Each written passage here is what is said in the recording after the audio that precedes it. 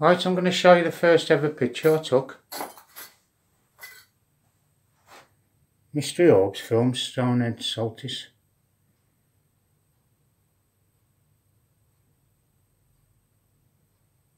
There's the one with a skull in it. My first ever picture I took in Stonehenge. So, I don't know if you want to see it or what.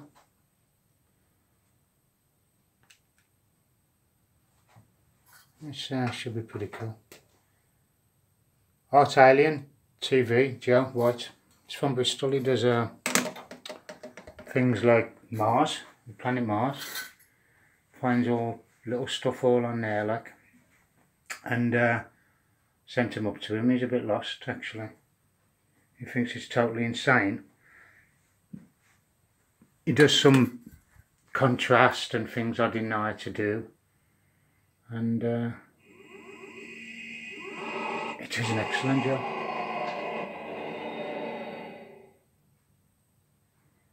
So there's my profile picture. I don't know if anybody's ever seen my profile picture. Now, I've got a really strange one for you here today.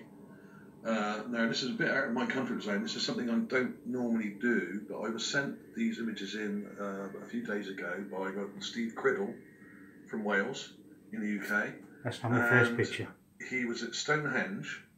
And I took him the year before. A whole bunch of photographs during the solstice celebration, which was not very long ago. It was quite recent, obviously. And basically, he sent me some of his better photographs, but he took these at night while stood in the middle of the stones, in the middle or around the stones. It wasn't raining that night. I initially thought that these blobs here he's shown they're not dust, and you know, he's giving you a proper explanation on the camera, and the flash had kind of backlit them up. But he says it wasn't raining, and says that can be checked quite easily by looking at the weather for that day. So I'm quickly going to flick through them first, just to show you what we got. Now, if you want to ask any questions, I will not be answering these questions because I wasn't there. Exactly. But Steve has joined up with YouTube, and he'll be quite happy to answer some of your inquiries. He's going to join YouTube because of this video. He will be answering questions in detail, which I cannot give because obviously I wasn't there. So do bear that in mind. So this is the first one. You can tell this is Stonehenge a mile off, and there's lots of these orb-like lights in the image. Now, some of them are quite large and less in focus, like this one. And some of them are quite small and bright, like this one on the edge here. And many of them seem to have some of them seem to have eyes and facial features, like this one here. You get loads of them with faces like this one, I don't know if you can see that very well. I've got Poppy Paranormal vids have got beautiful faces. Lines going through them, almost like a tennis ball would look. I've got lines through mine. I've been struggling with this. I don't really know what to make of these. And there's a much brighter one here. Now, apparently, these were not visible to the naked eye. These photos were taken at night, obviously. Next video is called Stonehenge Strangeness. Orbs or lights were seen at and then Ivory Activities. They were taken. And then I started to make slideshows myself. Photographs, and they weren't this one's crazy. Until the photographs were viewed properly the next day, I think. You can't eat that all, is there? Over the next coming days afterwards. So that's, I mean, from the emails I've been given, that's what I've been led to believe. So if you want to ask any more about that, then please leave a comment, and I'm sure Steve will try and give you more information.